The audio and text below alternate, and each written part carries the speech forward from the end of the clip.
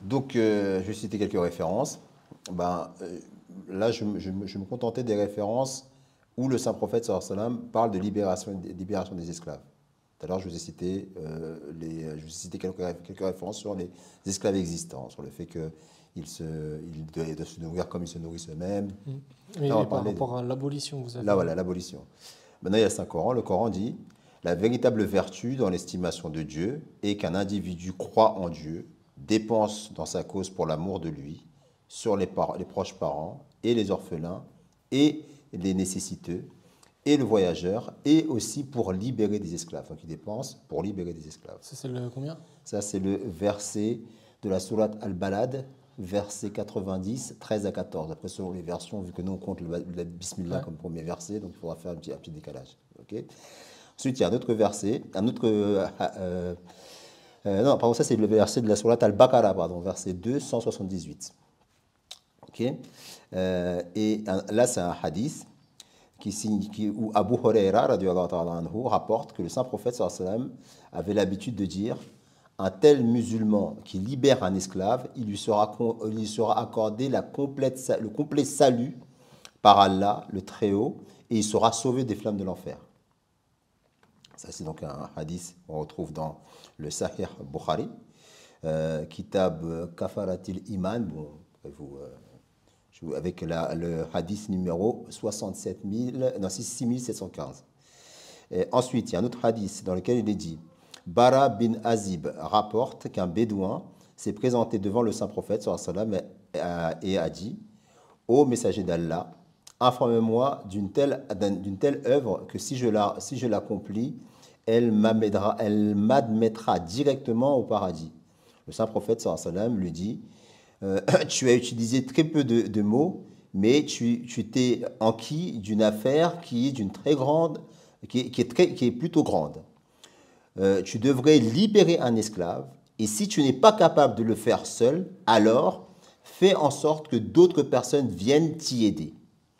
Ensuite, il est rapporté dans un autre hadith, Abu Barda radiyallahu anhu rapporte de son père que le saint prophète sallallahu alayhi wa sallam a dit: si une personne a une femme esclave, qu'il éduque, qu'il enseigne les bonnes manières, qu'il la libère et ensuite se marie avec elle, une telle personne sera digne d'une double récompense de la part de Dieu. Et ça, c'est dans le Sahihul Bukhari, Kitabun Nika, Babu Itikadis Sarai, excusez-moi, c'est en translittéré, c'est pour ça que je n'arrive pas à bien dire. En tout cas, c'est le hadith numéro 5083. La punition d'un individu qui tue un croyant par erreur et qui doivent libérer un esclave musulman, payer le prix du sang et remettre le prix du sang à ses héritiers, à moins que ses héritiers ne lui pardonnent cela. Mais si un tel individu est incapable de trouver un esclave à libérer, alors il devra jeûner pendant 2 mois consécutifs. Ensuite, et donc là, il y a tout plein encore d'autres. Est-ce que vous voulez que je continue? Non, mais en fait, là, vous citez des hadiths et des... Qui vont dans le sens de l'abolition, de l'affranchissement. De l'affranchissement. Mais pour moi, là, j'ai l'impression que vous assimilez affranchissement et abolition. Pour moi, c'est quand même pas la même chose. Et là, vous avez des paroles qui sont sans ambiguïté quand il dit. Regardez, il parle même. Par Regardez. rapport à l'affranchissement. Non, mais... regardez. Là, on voit que ça évoque l'abolition quand il dit et si un tel individu est incapable de trouver un esclave à libérer, alors il devra jeûner pendant 2 mois consécutifs. Ça veut dire que là, il évoque cette possibilité, que l'individu ne trouve pas d'esclave à libérer. Là, clairement, ça peut faire... en possède pas. Mais ça fait... Non, c'est pas ça. C'est parce qu'il arrivait que là, je vous citais un hadith, c'est qu'il arrivait que des croyants, quand ils avaient fait une erreur, je ne sais plus c'était quelle erreur, eh bien, où ils commettaient un péché, ils devaient expier leur faute en libérant un esclave. Et s'ils n'y arrivaient pas tout seuls, ils pouvaient s'aider d'autres musulmans pour acheter un esclave et pour le libérer, dans le but de le libérer. Et dans ce hadith que je viens de vous citer, il dit, si vous n'en trouvez pas des esclaves à libérer, alors à ce moment-là, jeûnez 2 mois consécutifs. Ça veut dire qu'il conçoit le fait qu'à un moment ou à un autre, il puisse arriver à un temps où il n'y ait plus d'esclaves à libérer. Donc ça implique forcément l'abolition. Je ne suis pas d'accord. Ça rentre complètement dans le processus que je vous ai décrit depuis tout à l'heure. À savoir que c'est un processus, c'est progressif. Et le simple fait d'évoquer cette possibilité, ça démontre très clairement ce que je suis en train de dire depuis tout à l'heure. Je ne dirais pas que ça démontre très clairement, c'est une interprétation, mais si vous voulez. on peut juste dire qu'il est dans une zone où il n'a pas trouvé d'esclaves, du coup il a une autre chose à faire. On peut tout aussi bien dire que justement... Oui, mais qu'est-ce qui permet de privilégier une interprétation sur l'autre? Dans la mesure où l'affranchissement, on insiste tellement sur l'affranchissement. Pour un croyant, le fait d'avoir des bénédictions, le fait d'être béni par Allah, c'est un but, c'est un summum. Et il y a combien de versets que je vous ai cités où la pratique de l'affranchissement de l'esclave est associée à une vertu spirituelle. Il n'y a pas plus grand moteur que justement d'encouragement que de promettre justement la récompense spirituelle à un croyant pour l'encourager à faire quelque chose. Et notamment dans ce cas-là, en l'occurrence, de libérer des esclaves. Et c'est cette pratique, et cet encouragement persistant qui revient de manière récurrente dans les littératures, parce que je peux encore continuer, on va rester là jusqu'à encore. Non, c'est pas ça. En fait, le problème, il n'est pas là. Le problème, c'est qui montre bien qu'on est dans un processus qui va dans le sens de l'abolition. Que vous l'acceptiez ou que vous ne l'acceptiez pas, ça va dans le sens de ce que je suis en train de vous dire depuis tout à l'heure. Et là, je vous ai donné la référence pour ne pas dire le contraire. Pour moi, de l'abolition, non. De l'affranchissement, oui. Et c'est là-dessus. C'est le but. Et là-dessus, j'ai toujours été. Je n'ai pas contesté qu'il y avait des versets ou des hadiths qui allaient dans le sens de l'affranchissement. Dans quel pour moi, but, ça ne s'assimile pas mais à l'abolition. Quel but affranchir dans ces cas-là? Quel est le but de l'affranchissement si ce n'est pas pour amener à une abolition à un moment donné? C'est quoi le but? Visiblement, c'est d'avoir les faveurs de Dieu après la mort. Ouais. Le but n'est pas politique, il n'est pas l'abolition de l'esclavage. Sinon. Mais pourquoi alors? Dans quel but? Dans quel but il y a cet encouragement? Dans ce cas-là, j'ai une autre question. Pourquoi c'est pas péché de posséder des esclaves? Si, ça je vous ai cité, il faut que je trouve le verset, le hadith dans lequel il le dit très clairement. Il est rapporté dans un hadith qu'une fois, quelques esclaves se sont enfuis des idolâtres de la Mecque et ont atteint le Saint-Prophète sallallahu alayhi wa sallam. Après cela, les idolâtres ont requis au Saint-Prophète sallallahu alayhi wa sallam de leur retourner les esclaves. Plusieurs musulmans ont alors intercédé en leur faveur, mais le Saint-Prophète sallallahu alayhi wa sallam est devenu très mécontent et dans un tel état, les mots de ce hadith sont comme suit. C'est-à-dire que le Saint-Prophète sallallahu alayhi wa sallam est devenu en colère à cette occasion et a refusé de retourner les esclaves. Le Saint-Prophète sallallahu alayhi wa sallam a dit ce sont des esclaves, mais qui sont nés libres par Allah. Est-ce que je devrais les retourner à une vie d'esclavage et de polythéisme encore une fois? Donc là, on voit bien que là, le concept même d'esclave par principe, il est condamné par l'islam. Alors, j'ai deux remarques. D'une part, ça ne signifie pas que c'est péché. Et deuxièmement, manifestement, ce qui le dérange, c'est aussi de remettre des esclaves à des polythéistes. Ah non, là, c'était à une vie d'esclavage, il a dit. Et oui, il a dit et, il n'a pas dit seulement polythéiste, il a dit une vie d'esclavage. Et vous retenez seulement polythéiste. Non, je ne retiens pas seulement. Mais s'il précise polythéiste, ça ne veut pas dire que ça annule pas la vie d'esclavage. Je dis juste que là, ça n'annule pas la vie d'esclavage. On a dit ça. Sunan Abu Daoud, Kitabul Jihad, Babou fi Abdil, hadith numéro 2700. D'Abu Daoud. D'Abu Daoud, ouais. Et donc, le hadith que je vous ai cité d'Abu Daoud, qui est quand même l'inverse, ou en l'occurrence... Oui, mais qu'est-ce que je vous ai dit comme critère, oui. En l'occurrence, c'est un musulman qui possédait des esclaves, qui a donc fait libérer ses esclaves. Le prophète a rappelé l'homme à qui il a parlé sévèrement. Il a rappelé les esclaves, il a tiré au sort pour désigner... Donc il y avait 6 esclaves, il les a divisés en 3 groupes de 2. Il a tiré au sort et un seul de ces groupes a été libéré, les 2 autres sont restés en esclavage. Oui, qu'est-ce que je vous ai dit sur ce hadith? Et c'était Abu Daoud aussi. Abu Daoud, mais par rapport à un hadith, par rapport au hadith qu'on retrouve dans Bukhari et qui nous explique très clairement que le saint prophète sallallahu alayhi wa sallam n'a jamais eu d'esclaves et qu'il a libéré les esclaves qu'il a Non, mais là, reçus. c'était pas ceux du prophète, là. Oui, non, mais C'était ceux sauf autre que, homme. et oui, c'est pour ça qu'il faut que je vous retrouve le hadith qui vous dit que c'est un péché d'acheter et de vendre des esclaves. Il faut que je le retrouve. Mais là, il n'y avait pas non plus une notion d'achat ou de Mais revente. de mettre en. Là, je vous ai montré un hadith dans lequel il dit que je ne vais pas. Il était en colère parce qu'on l'appelait à remettre des personnes en esclavage.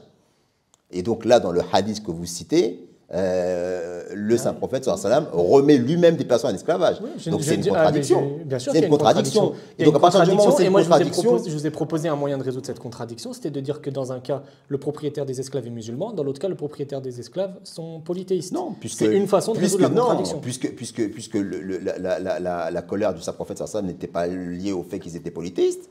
D'abord, elle était liée au fait qu'ils voulaient les remettre dans une vie d'esclavage.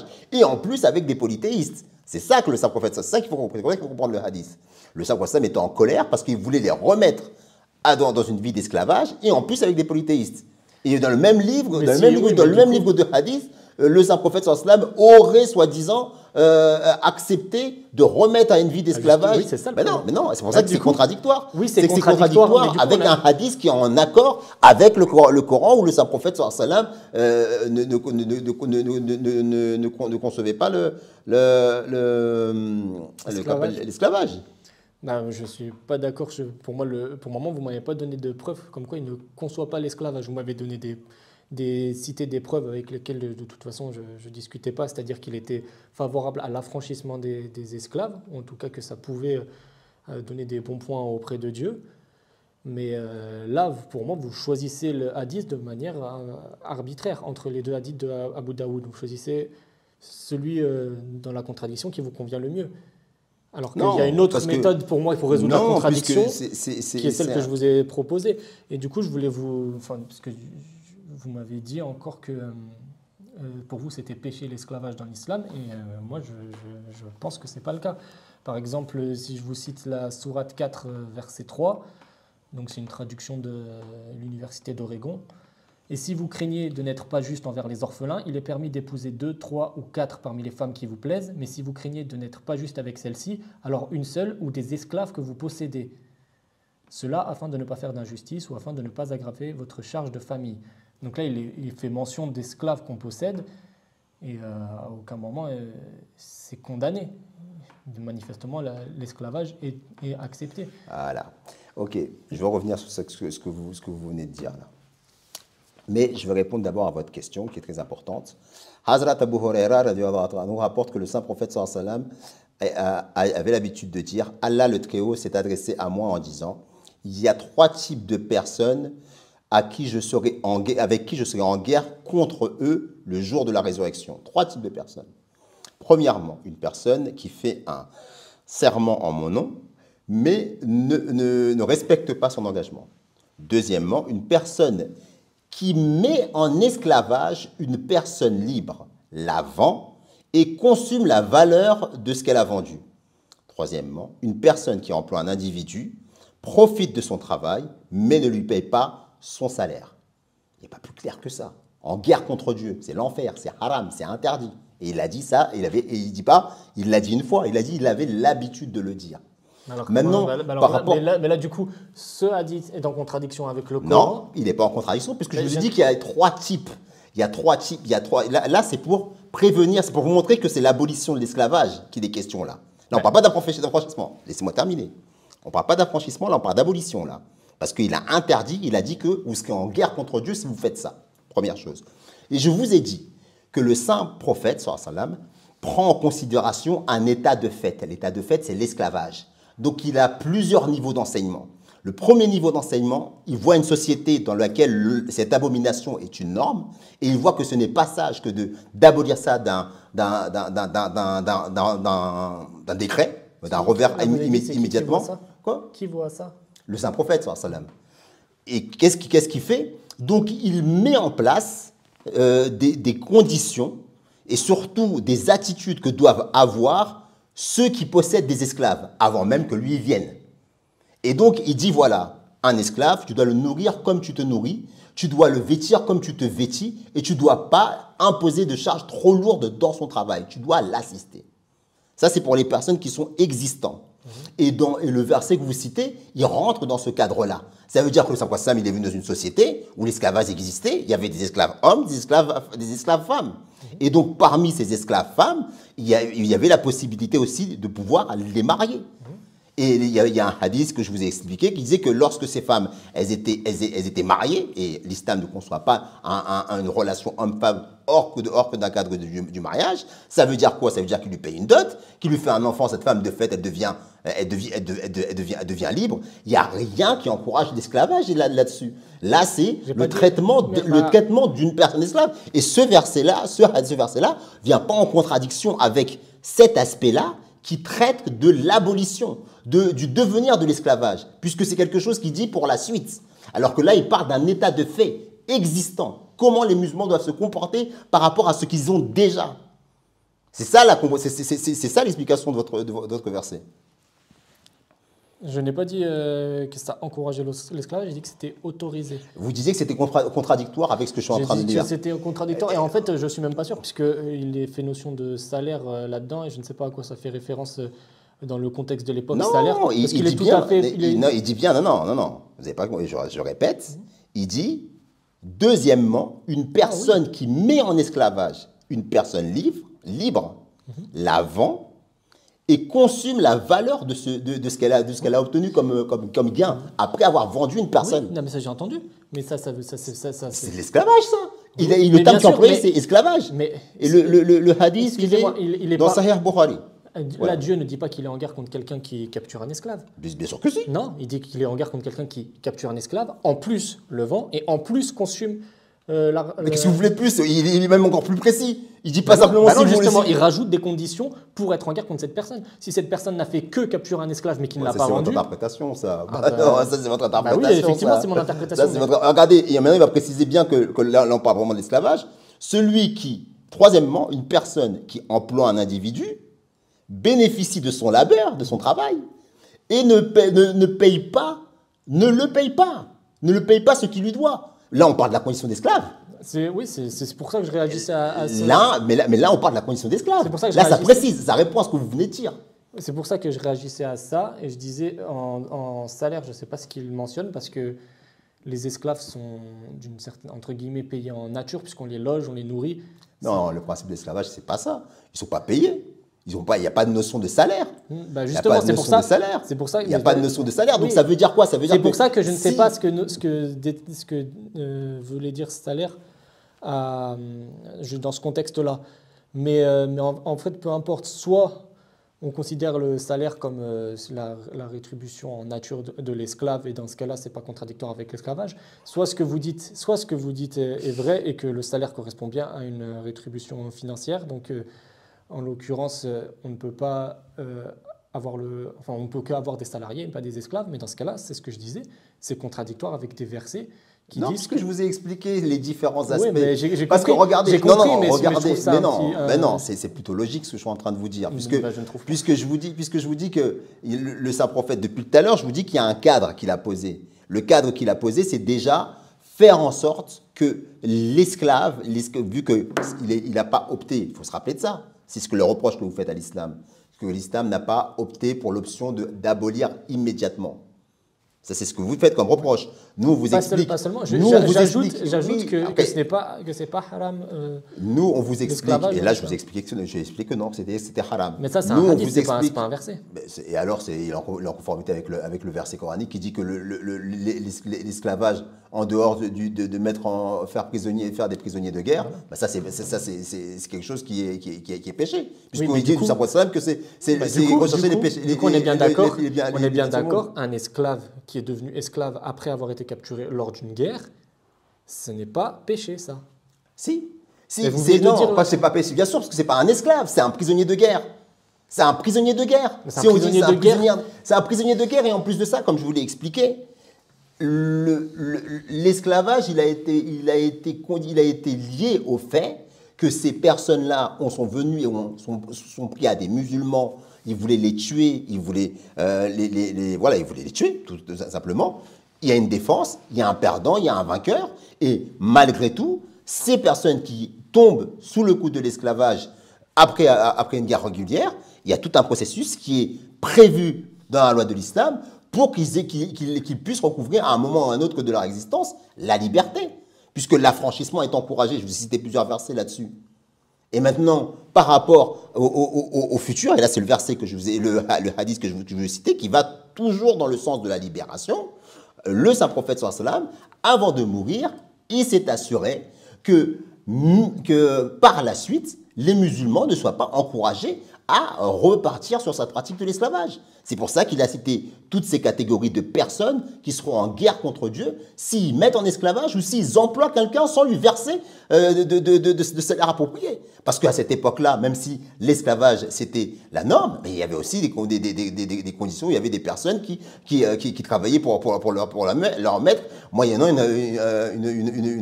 contrepartie financière autre, mais pas dans le système de l'esclavage.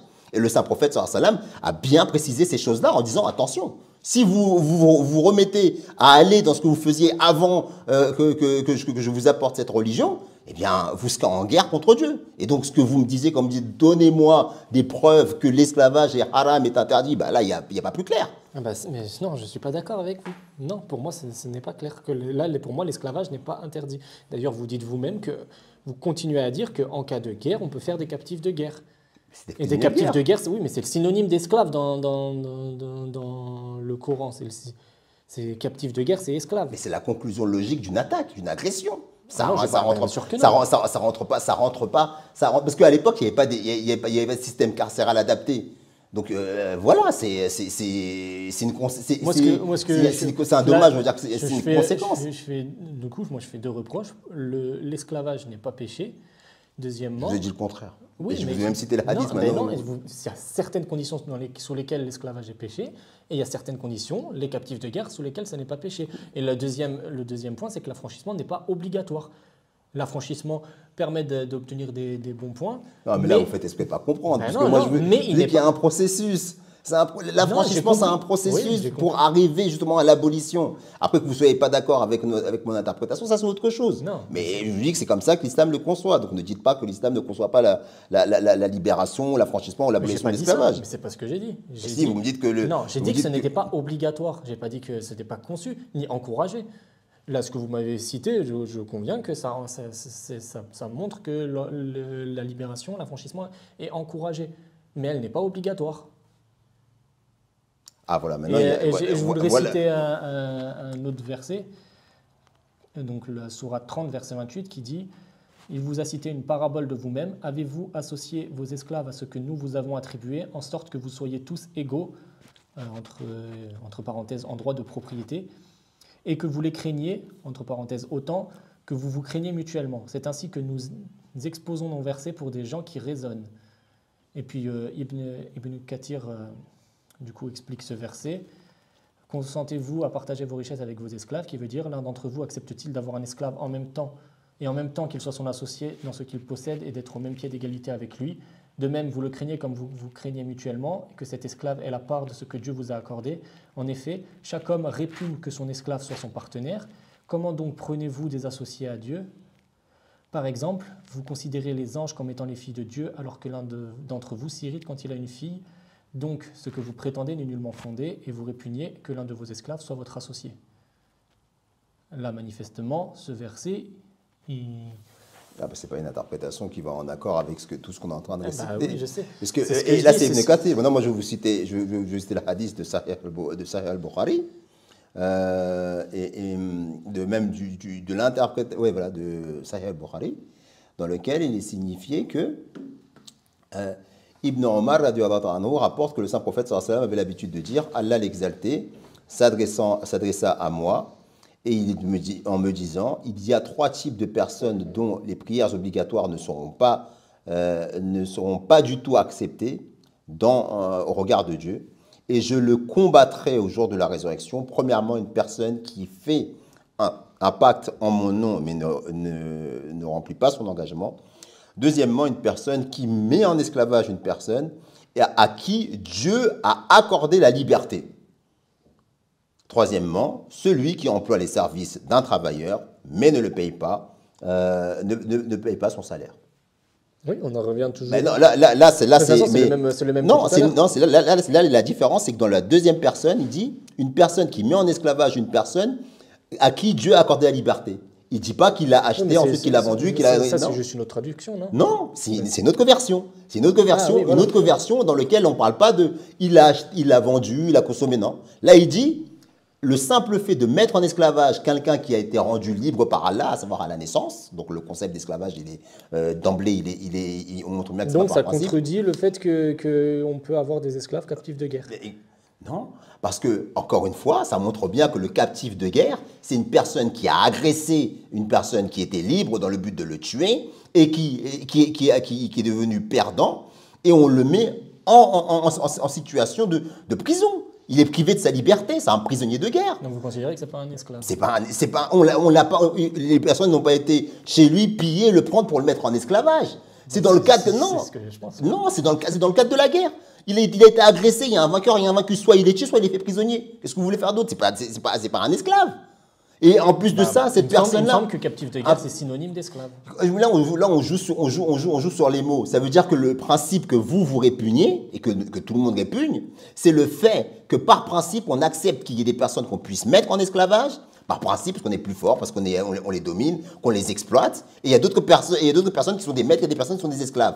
Et là, les hadiths que je viens de vous citer montrent bien que par principe, l'islam ne l'accepte pas. Vous m'avez dit de citer des hadiths, des enseignements dans l'islam qui montrent bien que l'esclavage, c'est péché. Je vous l'ai montré. Il n'y a pas plus clair que de dire que vous êtes en guerre contre Dieu si vous mettez une personne en esclavage. Je pense que c'est clair, c'est ce que vous vouliez, je vous l'ai donné. Alors du coup, j'ai deux remarques. Oui. La même remarque que je fais, c'est que ça n'inclut pas les captifs de guerre. Donc vous me dites que les captifs de guerre ne sont pas des esclaves. Bon, très bien. De toute façon, je crois qu'on n'aboutira à rien là-dessus. Et puis la deuxième remarque que je fais, c'est que le hadith, là, il est contradictoire avec les... Enfin, si votre interprétation est correcte, il est contradictoire avec les versets que moi j'ai cités. Et du coup, Non, c'est contradictoire avec l'exégèse qui a été faite de ce verset. Ce verset, c'est juste une métaphore sur une réalité concernant le fait que l'esclave, par définition, un esclave, c'est inférieur à son maître. Oui, et le fait de dire que l'esclave est inférieur à son maître, ça ne veut pas dire qu'on accepte l'esclavage, c'est une réalité. C'est une métaphore qu'on expose à partir d'une réalité. Parabole dit, est-ce que vous accepteriez qu'il soit votre égal? C'est une façon de dire que ce serait absurde. Et c'est ce que dit l'exégèse. Mais de toute façon, vous, quand vous citez des versets, vous aussi, vous appuyez sur des exégètes qui sont probablement les mêmes. Non. Non, vous interprétez vous-même. Non, mais je vous ai expliqué de quelle plateforme je parle. Je parle de la communauté musulmane Ahmadiyya, le fondateur de la communauté musulmane Ahmadiyya et ses fidèles successeurs, et les différents savants de la communauté de la musulmane Ahmadiyya ont une étude critique, ont une mais du coup, on en revient. À partir du moment où ces exégèses-là ne sont pas en accord avec les versets coraniques ou avec les hadiths, on ne peut pas les accepter. Combien de hadiths, tout simplement, expliquent que déjà même l'esclave et le maître ne doivent pas être. Le maître doit faire attention à l'habiller comme il s'habille, à le se nourrir comme il se nourrit. Et je vais citer plusieurs versets qui condamnent l'esclavage et qui appellent justement à un meilleur traitement. Et moi, je vous cite des versets qui disent. Et là, vous me citez un tafsir. Qui fait comprendre le tafsir d'un verset. Voilà, mais le verset ne dit pas ça. Le verset, c'est juste une métaphore. Et après, c'est un tafsir le verset parle d'une réalité qu'effectivement, les esclaves sont inférieurs à leur maître. Est-ce que vous accepteriez qu'il soit votre égal? Mais une personne qui a un esclave dans la société arabe, c'était comme ça que les Est-ce que vous accepteriez qu'il soit votre égal? C'est ça que ça dit. Mais de la même façon que est-ce que Dieu devrait accepter que, je ne sais plus de quoi il parle, je crois que c'est l'humain, soit son égal. Elle est là, la parabole. Est-ce que vous accepterez que votre esclave soit votre égal? Comme si c'était absurde. C'est ça que dit le verset. Et donc, pour moi, on en revient un esclave est dans une condition forcément inférieure au maître. C'est pour cette raison-là qu'il faut l'abolir. C'est pour cette raison-là qu'on parle d'affranchissement. Et effectivement, on prend en considération le fait qu'une personne qui se retrouve dans une situation d'esclavage, donc de soumission par la force des choses, Ok? Ça existe avant l'islam. Est-ce que c'est une réalité que le maître se considère supérieur à lui? Oui ou non? Oui, c'est une réalité. Et c'est bien parce que c'est une réalité que l'islam a dit qu'avant que cet esclave recouvre sa liberté, il est nécessaire de changer les mentalités. Et c'est quand on arrive à changer les mentalités qu'à un moment donné, il vient un temps où ça devient une obligation de libérer cet esclave qui a été trouvé dans cette condition-là. Ça, en aucun cas, ça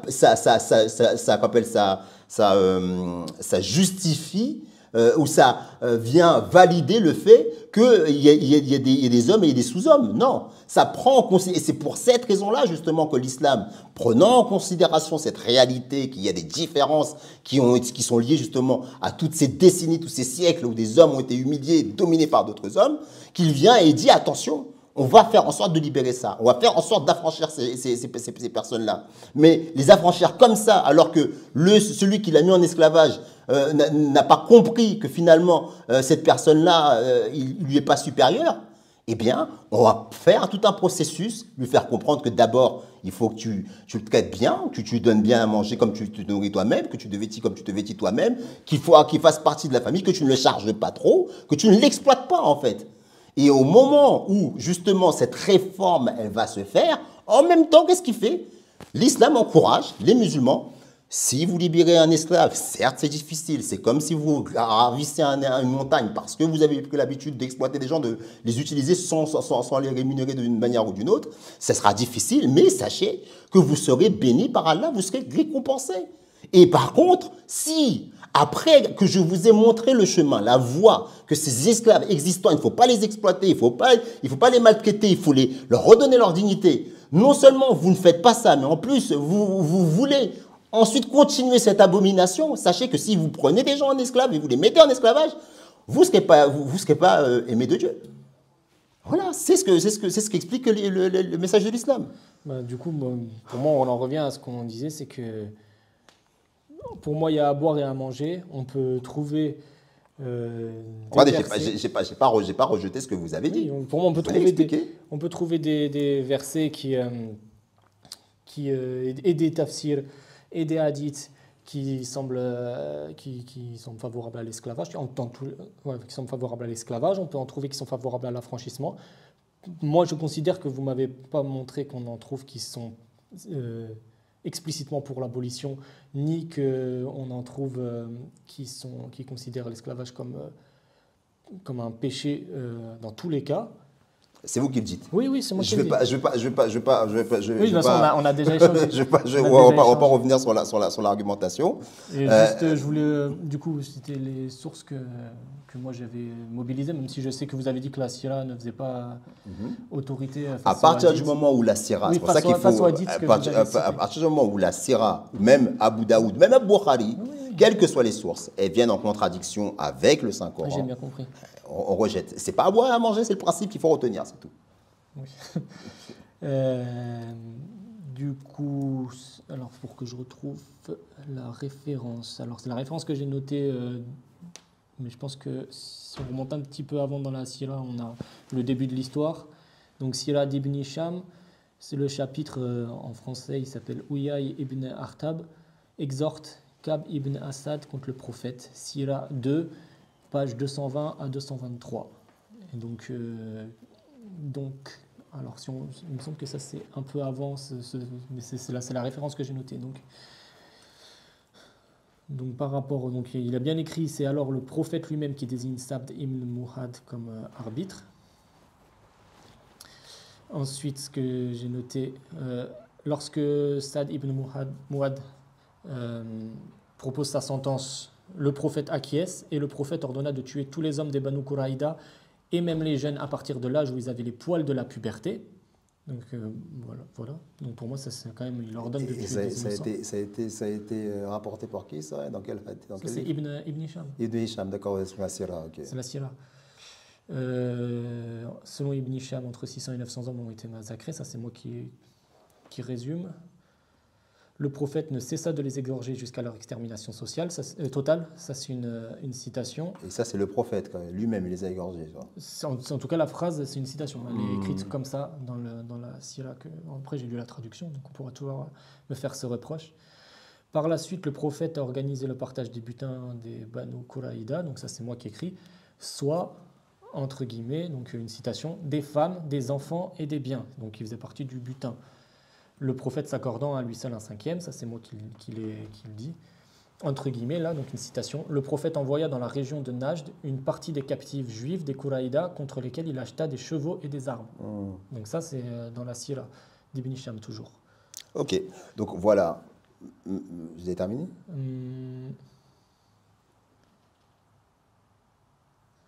Je regarde si pour ça oui. Après j'avais juste l'autre chose, donc j'ai retrouvé, c'était les Banu Nadir, donc le trésor des Banu Nadir. Alors, ouais, là je peux. On amena auprès du prophète Kinana ibn Rabi, le mari de Safiya. Donc Safiya, c'est donc ce que je disais, c'était une des captives avec laquelle il venait de passer la nuit. Donc le lendemain, on lui amène son mari, qui détenait le trésor des Banu Nadir. Le prophète lui demanda de révéler où était le trésor. Kinana affirma affirma n'en rien savoir. Un juif s'approcha et le dénonça au prophète. J'ai vu Kinana rôder tous les matins autour de cette maison en ruine. Vois-tu, Kinana, lui dit le prophète, si nous trouvons le trésor chez toi, je te tuerai. Tu me tueras, mais je n'en sais rien, il lui répond. Puis le prophète ordonna de creuser la terre dans la maison en ruine. On y trouva une partie du trésor. Où est le reste du trésor demanda le prophète. Je ne sais pas, répondit Kinana. Le prophète ordonna alors à Zubayr ibn al-Awam de le torturer jusqu'à ce qu'il livre son secret. Zubayr, qui brûlait sans cesse la poitrine avec la mèche d'un briquet, mais en vain, lui brûlait, pardon, pas qui brûlait. Voyant qu'il était à bout de souffle, le prophète livra Kinana à Muhammad ibn Maslama, qui lui trancha la tête. Donc ça, encore une fois, c'est la sira. Donc c'est l'une des moins authentiques sources par rapport au hadith sahih ou par rapport au qu'appelle déjà un nombre d'autres hadiths qui expliquent comment le Saint-Prophète, les éthiques du Saint-Prophète sallam dans la guerre, et notamment dans le traitement des prisonniers, prisonniers de guerre. Parce que j'ai oublié de citer le numéro pour les gens qui voudraient vérifier. C'est le chapitre Le Trésor des Banu Nadir, Sira 2, page 336 à 337. Ok, et je vais citer, je vais ramener, je vais le mettre en description, toute une série d'étiquettes que le Saint-Prophète sallallahu alayhi wa sallam a listées, et parmi lesquelles étiquettes, il y a l'interdiction de la torture. Donc déjà, ça pose problème. C'est qu'il y a nombre de préceptes que le Saint-Prophète sallallahu alayhi wa sallam lui-même a interdits, qu'on retrouve dans ce rapport. Et donc à partir de là, ça montre que ce rapport pose problème. Parce que je vous ai cité des hadiths des hadiths de Bukhari et Muslim, dans lesquels le Saint-Prophète a interdit la vente et l'achat. Mais après, moi, je conçois tout à fait qu'il puisse y avoir des contradictions dans le corpus islamique. Et moi, je vous dis que ces contradictions peuvent exister parce que, et je ne vous demande pas de me croire sur parole, je ne vous demande pas de l'accepter, c'est juste l'explication pour que ceux qui nous écoutent se forgent leur opinion. Parce que, arrivé à un moment donné, il y a eu justement cette décadence au niveau de la morale et de la spiritualité dans le monde musulman, et il n'était pas rare que pour justifier l'injustifiable, des pratiques qui étaient condamnées par le prophète de l'islam, par l'islam, dans son enseignement, dans son corpus, des gens s'amusent à rajouter des faits et des actes que le saint prophète sallallahu alayhi wa sallam n'a jamais perpétrés. Et quand je vois et quand j'entends des paroles pareilles, et qui jurent avec justement l'éthique que le Saint-Prophète sallallahu alayhi wa sallam a mis notamment dans les règles de la guerre, ce hadith, je ne peux pas l'accepter. Et là, je suis en conformité avec le principe et la démarche que je vous ai expliqué en amont, à savoir que effectivement, il y a plusieurs sources en islam. On ne les rejette pas par principe, on les rejette s'ils viennent en clash avec ce qui est clairement indiqué dans le Coran, dans son principe ou dans sa lettre. Et tout ce qui est en contradiction avec les hadiths qui sont en accord avec le Saint-Coran dans son principe et dans sa lettre. Voilà. Sur ça, en tous les cas, moi, je vous remercie énormément d'avoir pris tout ce temps pour débattre, pour échanger avec nous. J'espère que je ne vous ai pas trop coupé la parole, que vous avez pu vous exprimer. Ça va, j'ai pris mon compte. D'ailleurs, moi aussi, j'essaie de m'imposer. Ça a été vivant. Ça a Ouais. été vivant parce qu'on est passionné dans ce qu'on Exactement. défend et j'espère que les gens l'ont ressenti. Mais on tient à préciser ici que c'est encore une fois un échange dans un cadre bienveillant. Bien sûr. Après, quand on a des arguments, on veut les défendre. On y met la passion qui nous anime et qui anime nos caractères. J'espère que ça aura eu son charme pour ceux qui nous ont regardés, que ça n'aura pas alourdi les débats. Et en tous les cas, moi, au nom de toute l'équipe de la MTA, je vous remercie d'être venu, d'avoir joué le jeu, d'avoir présenté vos arguments, en espérant que on ait l'occasion de pouvoir échanger sur d'autres sujets, peut-être sur Paris ou ailleurs, Inch'Allah. Avec plaisir. Et franchement, c'est très stimulant comme exercice et je suis content d'avoir pu participer. Donc, merci à vous pour l'invitation. Merci. Bonne soirée. Également.